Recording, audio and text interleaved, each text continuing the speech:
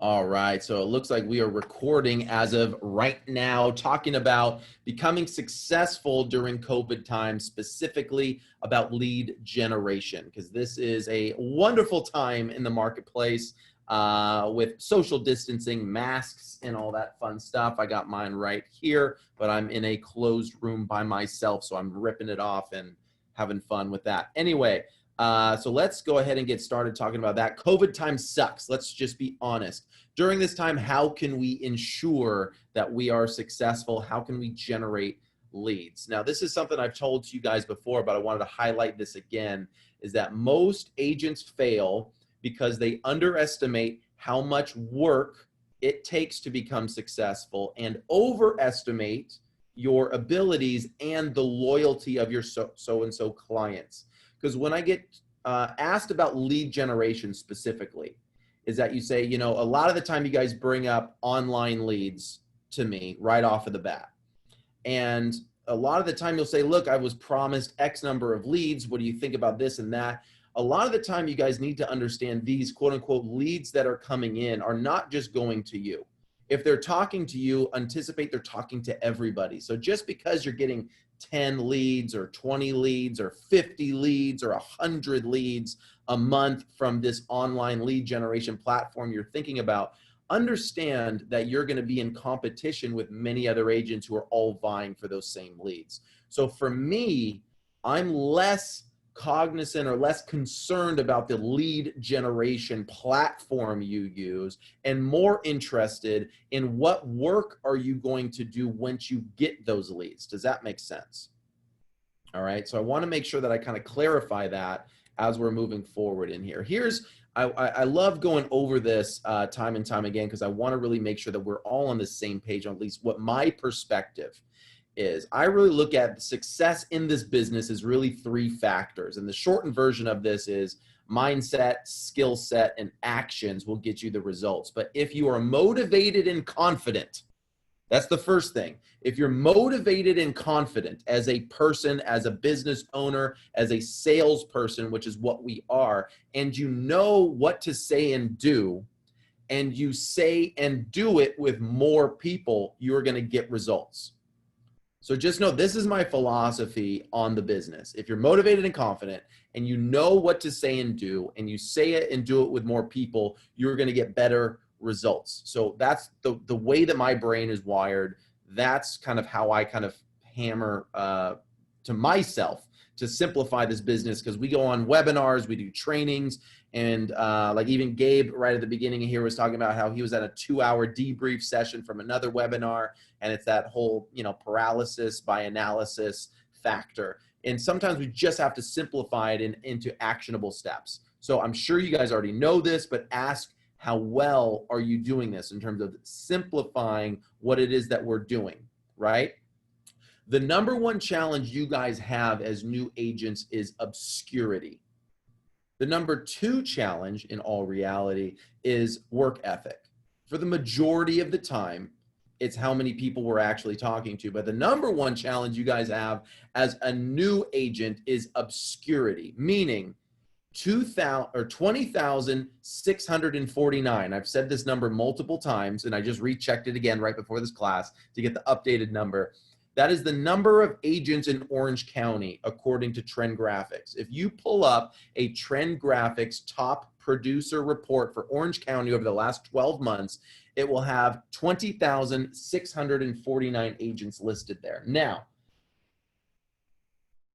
of those 20,000, 71.4% of those, 71.4% of those 20,649 agents sell 2 or less houses per year. 71% of all the agents in Orange County sell 2 or less houses per year. So just know that we are dominated in this marketplace by onesie-twosie agents. Onesie-twosie agents are dominating this marketplace.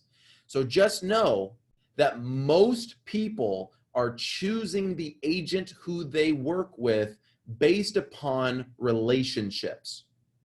The past relationship they have with that agent. That is indicative of 71.4% selling one or two or less houses per year. So just know that the majority of the time, agents are chosen by the relationship. You will go into like NAR and CAR does surveys every year that the majority of the time it's based upon the first agent who they talk to or the quickest agent to respond and all of those. Most of the time, the first agent they talk to is their friend. I used to spend an exorbitant amount of money on marketing and breaking into cold markets and all of this stuff. And I was overwhelmed by responses from other agents saying their friend got the marketing piece, they thought it was awesome, and they wanted to know if they could copy it. So even these great pieces that I spent exorbitant amount of time, exorbitant amount of money putting together, online ads, videos, all of this stuff generally got pushed to their friend and said, hey, this was really cool. So just know that a lot of the time we're focusing on the wrong thing. We're focusing on the magical formula and all of that. But I'm going to take a break on the PowerPoint presentation because I promised it wouldn't just be a presentation for you guys. And I want to break it into kind of talking directly to you guys. So just know that there's realistically 3 ways to get business in this business. Number 1 is you go after it through prospecting. That's number 1. You go after the business, whether that be going after expired listings, by knocking on their doors, by cold calling. It's you doing outbound activities, going after the business. It's called being proactive. It's called prospecting. It's the outbound activity. Number 2 is you can pay for it through lead generation sources. Popular ones are bold leads. Another one is, the third-party sites like Zillow, Trulia, Realtor.com, all of those things that I'm sure you guys are all getting phone calls all day long. You're getting Facebook advertisements. Just know that there's a phrase in this business that says, if you want to get rich in real estate, sell things to real estate agents. And it's true, because we will pay a lot of money for the potential for business, AKA leads. Leads have no inherent value. It's contact information. Step 3 is you wait for it, which unfortunately the majority of the agents, as we have seen by 71.4% of the agents sell 2 or less houses per year, because the majority of the agents wait for their friends and family to call them when they're ready. Maybe they do posts on social media, but they wait for the people to contact them. Don't ever confuse you posting on social media as going after business. That is just pushing information out and in hopes of other people contacting you. That's realistically what marketing is you're pushing information out in the hope that other people contact you. I look at that as waiting for business. I don't even look at that as paying for business, right? If you're just posting online. And I would encourage you, those of you who are using that strategy, to look at the business that you've actually generated from that, right? Because we're all looking for the magical formula. We're all looking for the magical formula of the least amount of work with the lowest amount of money for the most amount of results. I can't tell you how many times I get asked the question. It usually starts off, you guys, because a number of you guys have even called me asking me this question. So don't think I'm speaking to any one of you. I'm speaking to all of you.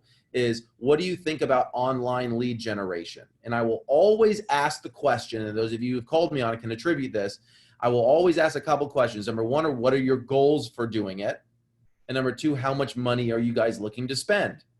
Usually the answers are, I don't know what my goals are. I'm just trying to get business. And number 2 is, I want to spend the least amount of money possible. What do you think?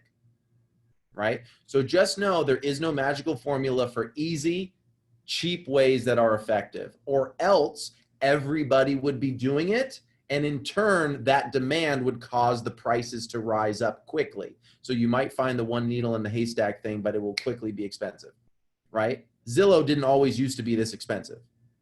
Because a lot of you are like, I want to do Zillow, it's just too expensive.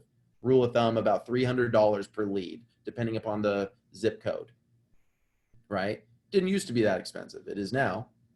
But just know that paying for business is the easy way to get leads, but it's expensive.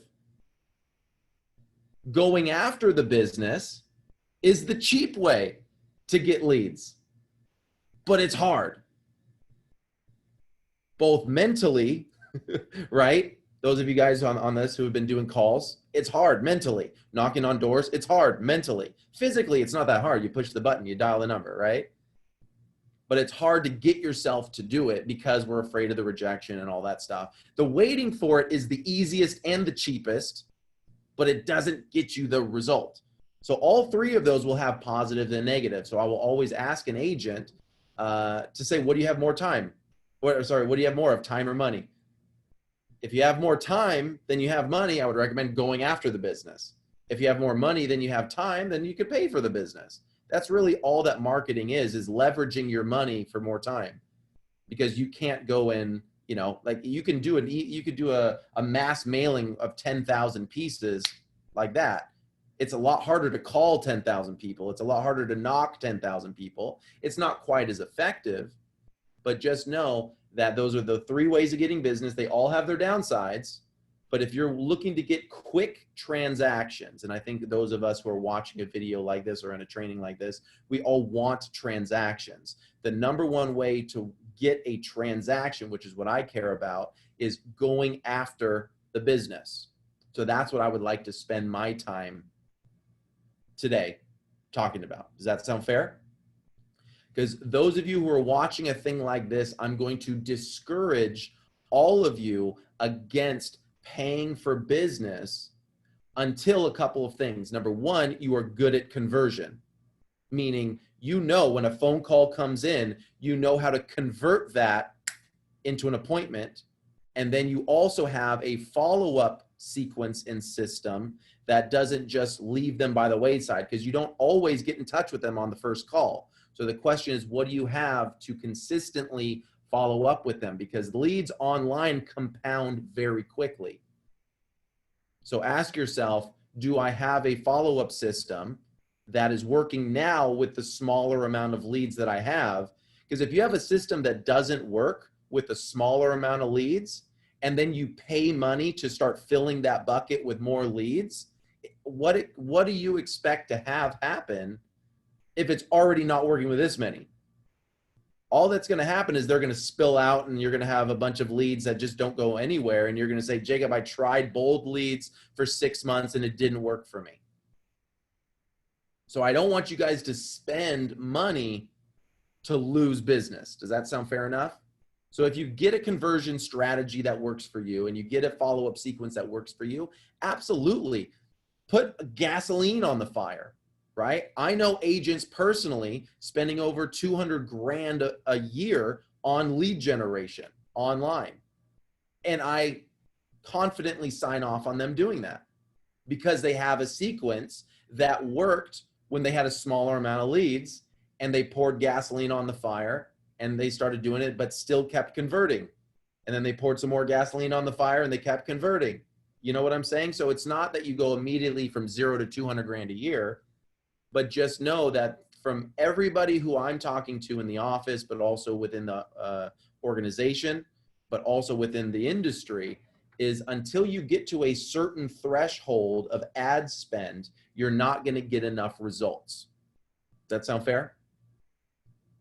Usually that threshold is somewhere around $1,000 to $2,000 a month, just if you want a litmus test, depending upon the platform and depending upon the agent's conversion. But just know that online lead generation touted by Zillow, whatever, is around 2.5% to 3%. So just think about that. If it's $300 a lead and you convert that at 2.5% to 3%, for every, what is that, 25, 30 leads, you're going to sell a house at $300 a pop. What does that add up to? What's your average commission per transaction? Does that math work out for you? So that's why for me, number one is conversion. If you can take that 3% to 10%, makes sense. But if your conversion rate's 1%, you're losing money. And that's not what we're in this business for. So let's get our conversion up. But I just want to acknowledge, of course, you guys are searching. I understand. You guys are, I'm a thinker as well. Like, I'm always thinking there has to be a better way, right? But just know that this business is all about what I started off with in the beginning, which is relationships. This business is relationship driven. Relationship driven. People are looking at trusted individuals to help them make this purchase. And no matter what technology is doing, no matter what anything else, relationships will always trump just like personal example, right? You guys all know that the best marketing in the world is word of mouth marketing. Can we agree? And why is that? Because they're taking somebody's word that they trust because of the relationship that they have. You can have as many testimonials in the world, and you guys have probably done this. You've seen testimonials in the world, and there's all these great things about why other people like them. But one person that they personally know says they should use someone else, they're going to 9 times out of 10 use that other person because they trust that person. And these other people are just random words on a computer screen that they don't even know. Number one, are they real? And number two, they don't know them. So I want you guys to focus more on the relationships that either you have or the relationships that you are starting with some of these people. Because when it comes to prospecting, the most common thing we hear are it's a numbers game. While that's true, it is a numbers game. When you're on the phone with the individual person, you cannot think of them as a number. They are a person with fears, with concerns, with excitement, with roller coasters of emotion and motivation. Where we've all probably had conversations with people when we first met them were amazing. And we're like, oh my God, they told me their whole life story. It was 25 minutes long, 45 minutes long, and you call them back and they don't answer. You call them back, they don't answer. You call them back, they don't answer. You call them back and they're like, you know what, Joseph, Sudi, Bruce, we decided not to move. Because people go through roller coasters of emotions, just like you guys, I'm sure. I'm sure some mornings you wake up totally motivated to go. Other mornings you wake up and you're like, I don't want to make phone calls today. So just know the same feelings you guys are feeling are what our prospects and our consumers and the people we're trying to reach are going through. So that's where the persistence and the consistency come in. So let's chat about real world application because I've done enough intro. Sound fair? So what opportunities do we have? Because originally we were talking about open house, right? Talking about knocking on doors, talking about all that fun stuff, farming, which what can't we do now? Social distancing time. We are not supposed to be knocking on doors. We're not supposed to be dropping marketing material. We're not supposed to be doing open houses. We're not supposed to be doing community events, getting to know people. So what ways do we have around it? Number one, we can do non-open house open houses, AKA by appointment only showings, where you have a certain scheduled time where you're going to be doing appointment only showings, where you make sure that all of the proper procedures are given and you make sure that people set appointments. You make sure that the proper PPE is there, the hand sanitizers, the gloves, the masks, the booties. You know what I'm saying? You wipe down things and make sure that everything's safe. There's a sign-in sheet. There's signing the PED forms and all of that. You can still do those as long as you're in compliance. But can you find another agent with a vacant house that is willing to let you do that? One thing I would recommend doing is getting good and comfortable on the MLS, knowing how to search for those. I've done trainings in the past on how to search for vacant houses. You can search for first team vacant houses that have been on the market for 60 plus days and targeting those people. But targeting homes that will allow you to do that if you don't have a listing. Of course, if you have your own listing, right? That makes things easier. So that's one strategy. Another strategy, a number of you guys have heard me say this, is within your territory and or farm, if you have one, walking the neighborhood and striking up conversations. Is that random? Of course. What's a targeted way of doing it? Doing it around a home that was just listed, just put into escrow, or just sold. Because we all know that as soon as a neighbor drives by a for sale sign, what thought pops into their head? Oh, the Johnsons put their house on the market. I wonder what it's selling for. They pull it up on their desired third-party source. Oh my God, they're going to sell it for $899.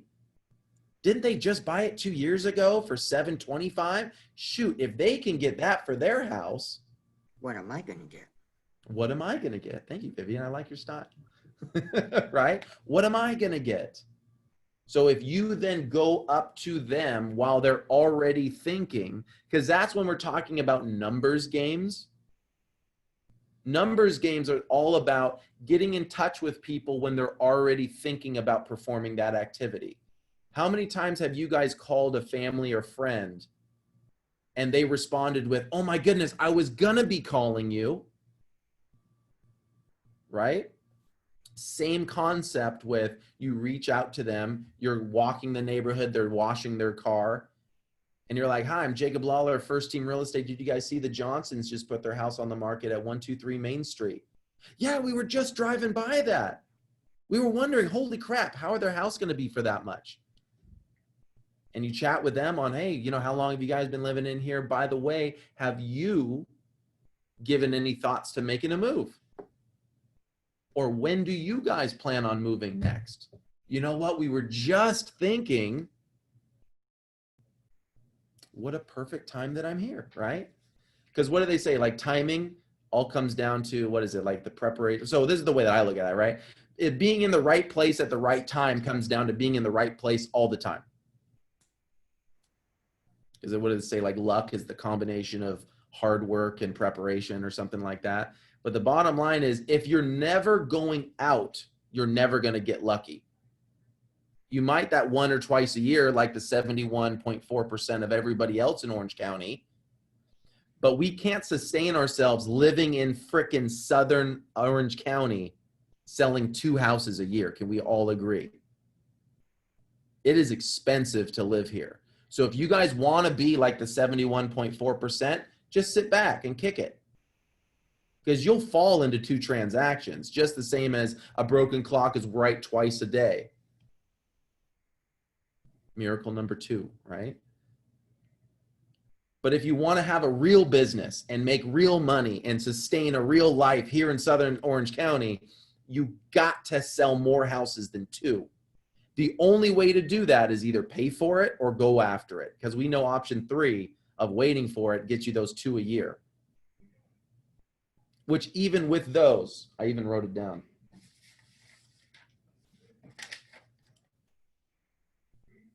What is that? 7,818 only sold 1 house. So I can calculate that really quick.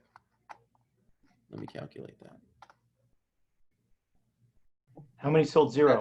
That's 37.8%, 37.9%. Sold 1 house. Sold 0 was 2,500. 2,500 agents is like 2,480. Sold 0 houses. That's 12% of the agents sold 0 in the last 12 months. But 38% of agents sold 1 house. 71.4 sold 2 or less. Right? You can't support yourself on that. You definitely can't support yourself on 0. Interestingly enough, only 5%, 5.23% sold 10 or more houses.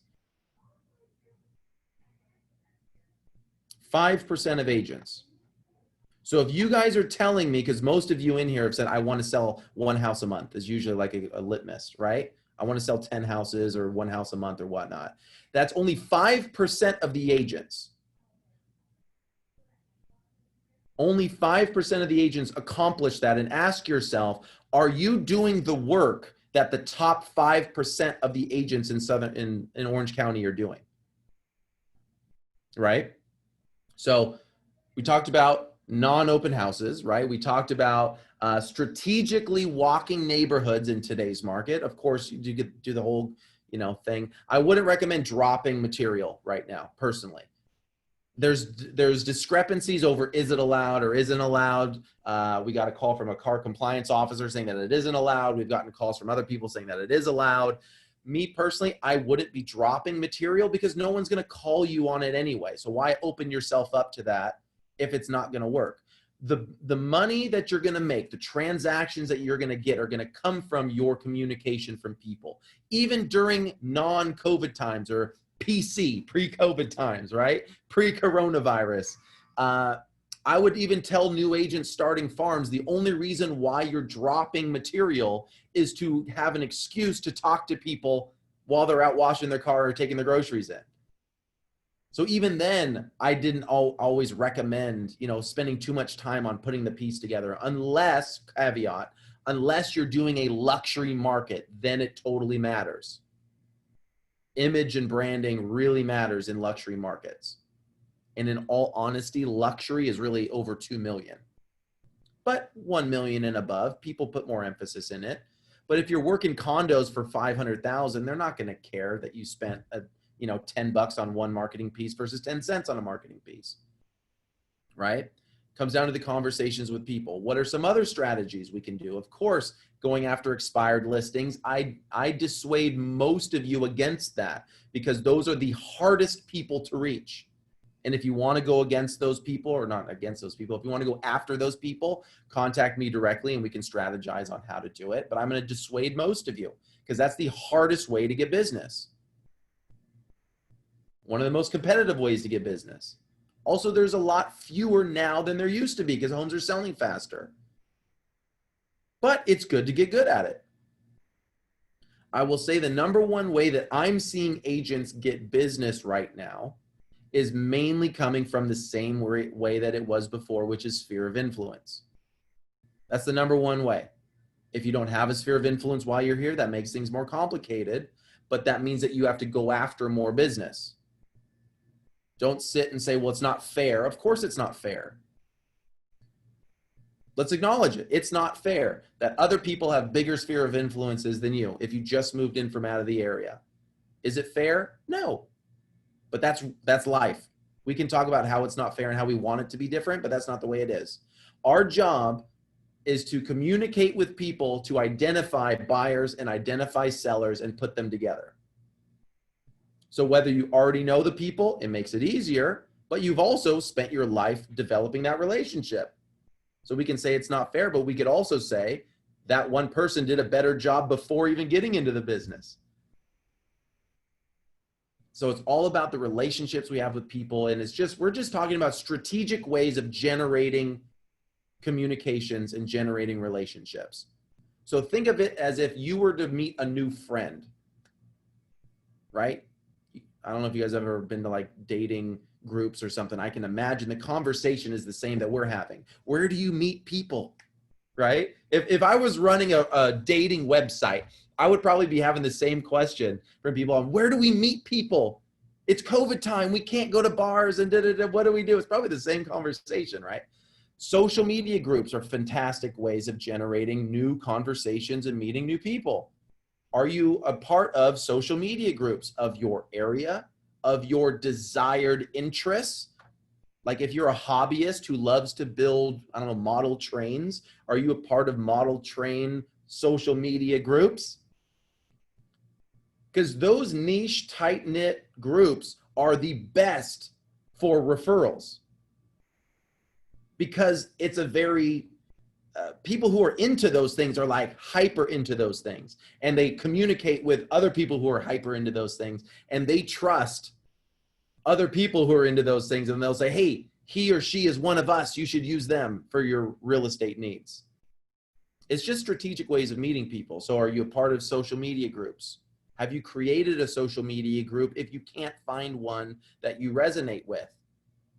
And then you do social media arbitrage, where you go into other groups and say, hey, if you're a fan of this, come join my group here.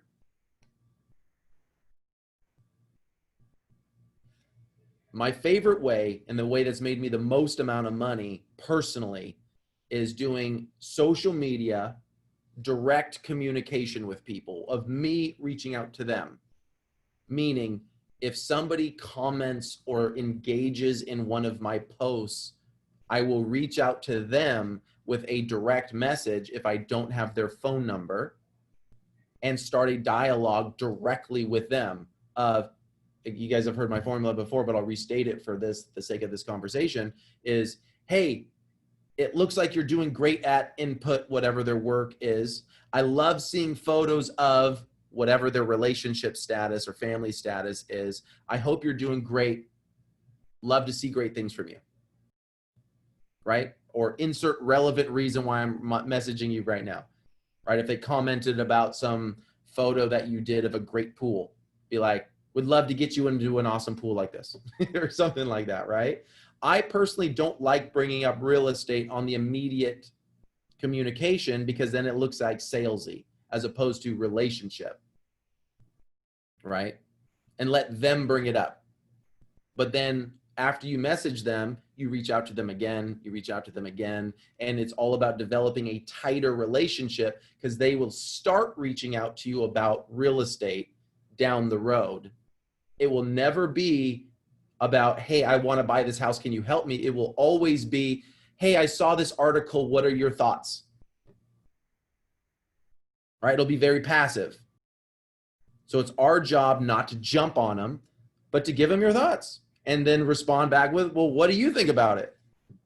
And that will usually say, well, then now we're thinking about doing something in a while. It'll always be down the road, but start it now, so that way a while comes to today. Because we're all going to be in the business, hopefully, for a number of years. And if not, then we got to figure out what the heck are we doing, right? Because a lot of trainers and whatever talk about, doing video marketing and all of this stuff. That's all great. That's great for branding. And when you're at a certain level, that really matters. But for you guys who are trying to generate transactions from a smaller base, you have to go deeper on the people who you have, not wider. We need to keep expanding, but put more emphasis on the depth of the relationship. When you meet people and you do have these conversations, let's say you're walking a neighborhood, you meet somebody, you identify them, and then you follow up with, I just call it the wow follow-up. You guys have heard me talk about that, where you give them something, whether even if it's as simplistic as a handwritten note, or a handwritten note and a flower of some kind, or a handwritten note or a strategic small gift. I'm not talking about giving them $150 worth of something, but something that makes them remember you. You can call it an anchor, if you will.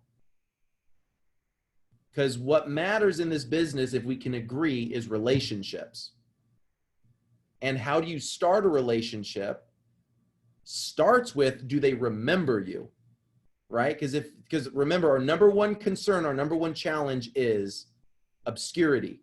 20,649 other options for them to choose. Why are they going to remember you? So prospecting or lead generation during COVID time is the same as lead generation before COVID time. The biggest challenge is we have an extra hurdle over social distancing, meaning we can't shake their hand. We can't give them a hug, right? We're really not even supposed to elbow bump anymore. I remember back in March, we were all elbow bumping. I had somebody actually try to elbow bump me a couple days ago. I was like, am I allowed to do this? Let me. It was weird. It's the first interaction I had, and it was an elbow, and I felt a little vulnerable. Right?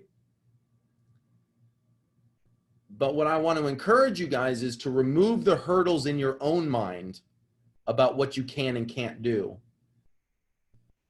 Not legally, right? Legally, that's kind of set. I wouldn't recommend knocking on doors right now. I wouldn't recommend dropping material. There's conflict as to, is it allowed? I just wouldn't open ourselves up to that. There's other ways. Stop focusing on tech if you're not a techie person. Stop focusing on tech if you're not a techie person. Stop focusing on tech if you're not a techie person. If you're not a techie person, don't mention the word KV Core to me. Is that okay? If you're not a techie person, don't mention KV Core to me. Because I know way too many of you guys who are spending way too much time on it. And I'll just ask you guys a simple question, which are, where are your leads that you're working with? How many of them? And you guys can't answer that question because you're focusing too much on other stuff. Remember, the only thing that's going to make you business or make you money is generating leads, following up with them, converting them. All of that can be done on yellow pads of paper. It can all be done on spiral notebooks if you're not a techie person. Is that the ideal? Of course not. Of course we should all have KV Core set up with our automated campaigns and follow-up sequences and all of that. But if you're spending all of your time setting that up and you're never filling your funnel, I don't give a damn if you have the greatest KV Core automated sequence in the world. If you have nobody going into that, you're going to fail. And you're going to be stressed out and you're going to be frustrated that you've been spending so much time learning the system and not having success. The success comes from conversations.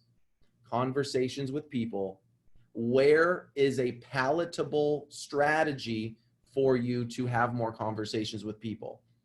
If you're a face-to-face person, which some of us are like, I don't like phones, right? Because phones are the easiest in terms of efficiency. You can dial 200 numbers a day, no problem, right? But a lot of us are like, Jacob, I'm not a caller, right? If you are a caller, great. We have tons of data. We can get with Gabe. Gabe can get us the data. There are plenty of data sources available.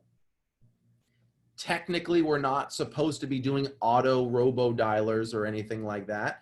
Talk to me about what that means.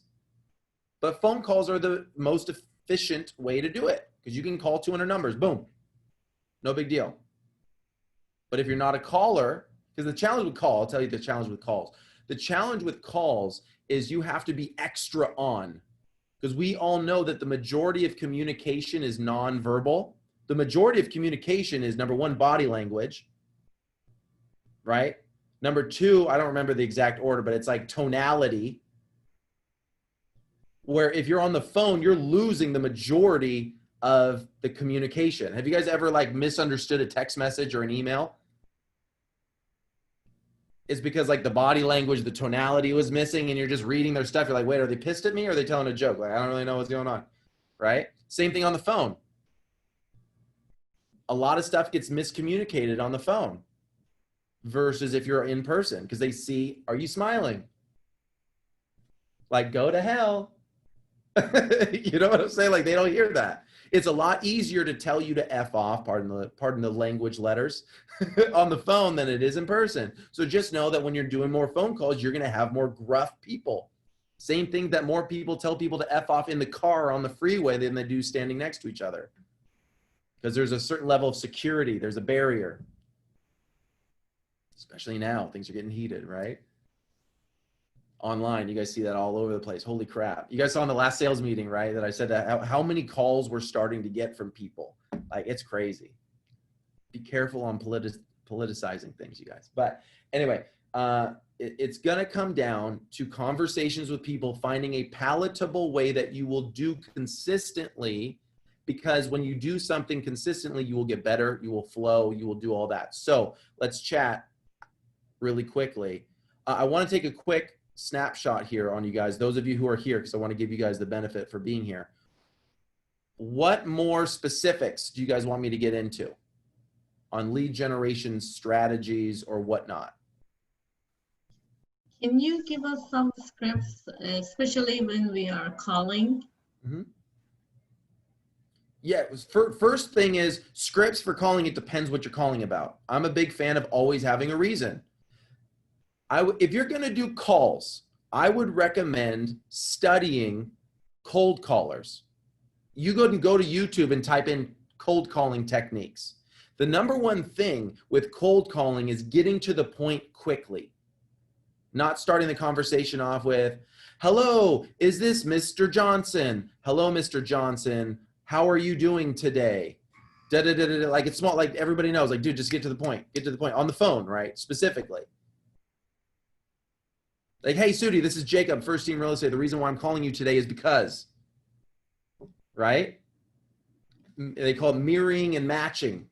If they answer the phone with hello, you can go, hello, Mr. Johnson. This is Jacob Lawlor, First Team Real Estate. Calling you today because blah, blah, blah, right? You mirror how they answer the phone.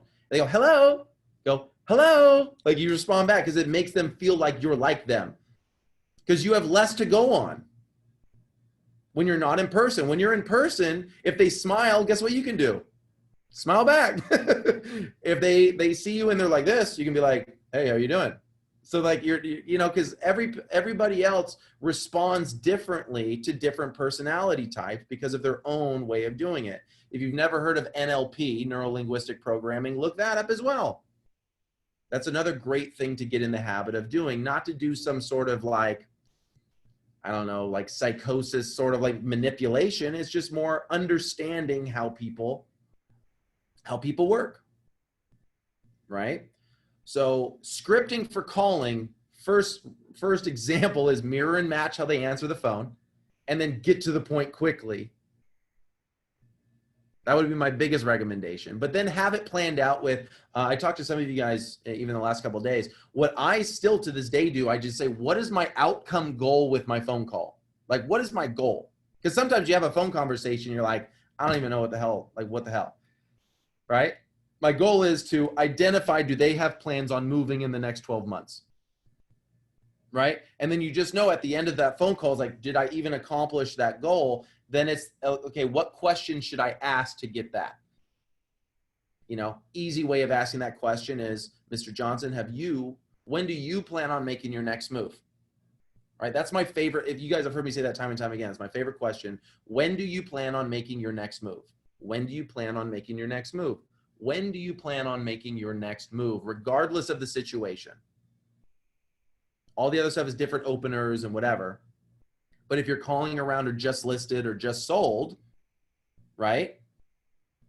Mirror and match, blah, blah, blah. Hey, Mr. Johnson, Jacob, First Team Real Estate. Reason why I'm giving you a call today is your neighbor, Mr. Jackson, just put their house on the market. It's the 3-bedroom, 2-bath model. It's listed at $675,000.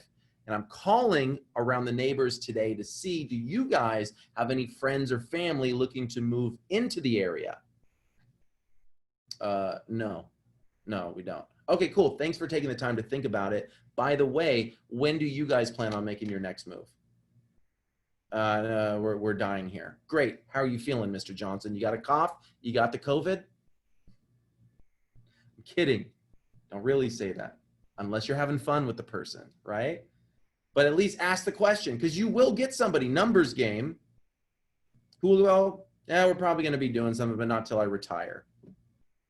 Ding. Great, Mr. Johnson. I appreciate you letting me know. When are you planning on retiring? When you do retire, where are you planning on going, right? It's like those types of things. But cold calling, number 1, mirror and match. Number 2, get to the point quickly. Number 3, have an outcome goal and have a set of questions that lead to that outcome goal. Is that fair? Because they're all going to be slightly different, but that's mine. Mine is, when are you planning on making your next move? When you do plan on making your next move, where are you planning on going? What's important about that area? Right? And when that time comes, can I help you out? Or do you have a go-to agent in mind? Right? It's a way of asking that question. You can ask it a tons of different ways, but it should be you is my biggest recommendation for you guys. Plan out how you would want, like actually plan out the perfect conversation. Write it down. What would be the perfect conversation for you? I can give you guys tons of sample scripts and dialogues. They're in all the Power Curve paperwork that you guys got. There's tons of scripts and dialogue. Take it, personalize it, and internalize it so it becomes you, So that way you don't have to think about what's my next sentence I'm supposed to say. You're more actually listening to them, because when you know what to say, you can spend your mental energy listening. And then that's when you can pick up on the little tonality differences.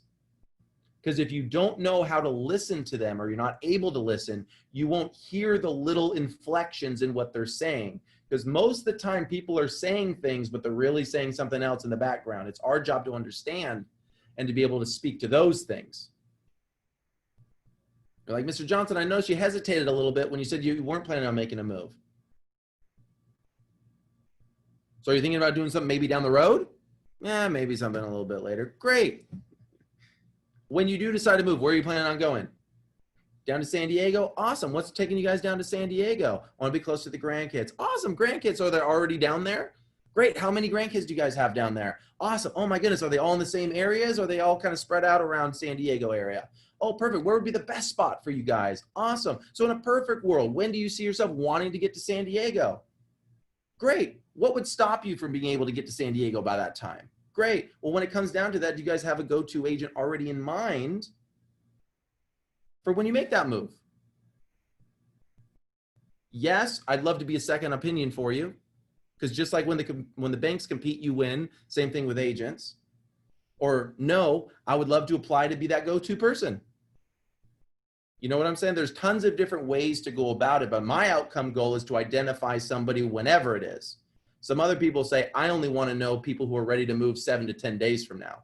Some people say, I want to meet anytime between now and 3 months from now, or 6 months. As you get busier, you will refine your time window. But for right now, for those of us who aren't overwhelmed with business, you should just be trying to identify people whenever. Because your goal is to build your pipeline. And then when your pipeline gets to a certain level, then it's about revising it and prioritizing it. But step one, we got to have some sort of a funnel. Let's get you guys a win. So we got to get out there, talk to more people, stop focusing on tech unless you're a techie person. If you are a techie person, I will talk with you one-on-one. But the number one thing I want you guys to remember is all of these strategies are just sample strategic ways of starting conversations. That's all it is. You write an I have a buyer letter because you want someone to call you. You put out social media posts because you want someone to call you.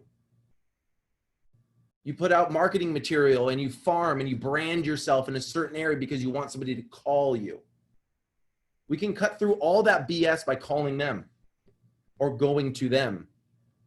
And we can have way more conversations. I can't tell you how many people I have met just from walking neighborhoods. You guys have will probably even attest to before you got into real estate, that you used to walk your dog and talk to somebody and you found out that they were going to do it. And that was one of the reasons why you got into this business, is because you just happened to find people anyway. For some reason, when we get into the business, we stop doing the things we were doing because we start overcomplicating it. So remember, the number one thing is talking to people, finding a strategy to talk to more people. I understand we can talk all day long about how it's not the same. Of course it's not the same. Let's adapt or let's get out. Is that fair? Let's adapt to how it is now or let's get out, because this business does not pay you for your time. None of us are on salary over here, right? We're all getting paid when we perform the activity. So in order to perform the activity, certain things must be done. So let's talk about what can be done and the time it is to done. Mr. Gabe, I love little Vivian. I had to collect her. We had a little puppy incident, so I was trying to help my wife, and I said, just give me Vivian, and you take care of the puppy. I love it, Vivian. Well, I'll mute my energy level down a little bit because I don't want to. No, you're good. You're good. All right, so let's get back to this really quickly here, you guys. Hold on one second. All right. So let's talk about actions. Step one is the work ethic. How much time do you actually put into the business? And remember, the only definition of work is talking to people about real estate. Everything else is preparation. Everything else is preparation for the actual work that we do. Studying the market, writing letters, doing whatever, that's all great. But the work is when we're talking to people about real estate. How many people do you actually talk to? And is that enough based upon your goals? Not anyone else's. It doesn't matter to me whether you guys sell 10 houses or 20 houses. It matters to you, obviously, right? Because that's money in your pocket. It doesn't matter to me. I want you guys to achieve your goals. Of course, I always will want to see more than you guys see in yourself. But prospecting versus marketing, which one do you do more of? Ask yourself, do you do enough prospecting, or are you spending more time marketing? Which one will get you quicker results? We already know. And then also systems to make this easier, right? That's what I'm a big fan, and that's what we've been spending a lot of time on the listing presentation stuff, is having templates and systems for your listing presentation.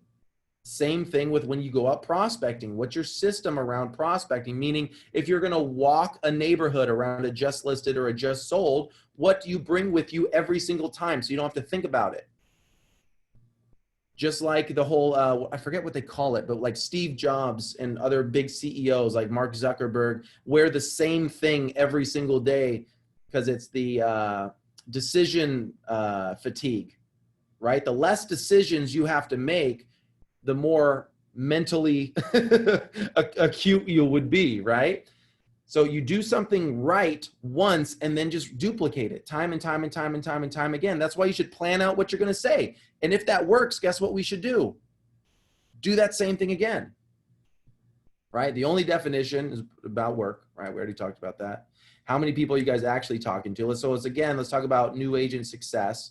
You guys have to have the confidence to say the things that we're going to say with confidence, because we all know that people are sold on your confidence in what you're saying more than what you're actually saying. We need to get you guys a quick win, and we need to leverage that into more business to create momentum. It's the most powerful force, because if you guys are in a rut right now, the number one way to get out of a rut is to create momentum for yourself. If you're having a hard time, you're going down that downward spiral, you have a negative momentum, and it's a self-fulfilling prophecy. Whereas when you have positive momentum, you guys have all seen he or she's on a roll, right? It's just because you have the confidence to keep doing what you're doing, right? It's a self-fulfilling the feedback loop, right? You have the actions, the confidence to create the momentum, gives you the confidence, which makes you take more actions, which makes you better at what you do, which will get you better results, which creates momentum. So don't worry if thing is perfect. Get the letter out. It doesn't matter if your script is perfect.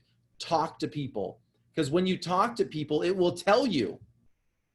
Because I'm not going to buy or sell a house with you guys. So my opinion on what you're saying is much less relevant than the public who's actually making buying and selling decisions. Practice what you're saying, and at the end of every prospecting session, take notes. Did this work? If not, what should I change? Always improve it. Don't focus on perfection. It's all about the progress. Constantly trying to get better. Yes, you can. Don't get discouraged ahead of time. I get it. I'm just showing you guys the reality of the roadblocks.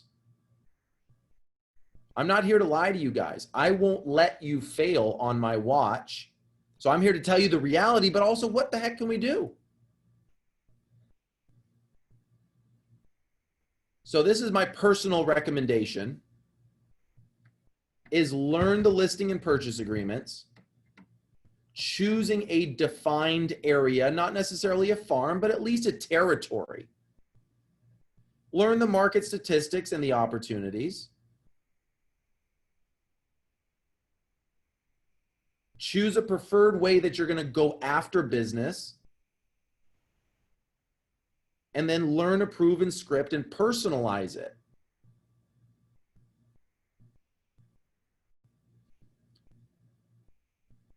Right? So learning the agreements, just the listing agreement and the purchase agreement. You don't have to learn all of the forms in zip forms, right? Choose a defined area Personal recommendation, go to an area that's selling. Go to an area that's selling, or go to an area that you resonate with and you already are good at communicating with the people there. If you're a luxury person and you're like, Jacob, I can't get excited about condos, then don't try to sell condos, right? Learn the statistics, choose your way of reaching out to people, and then go do it. We're coming up to what many people call the slow season.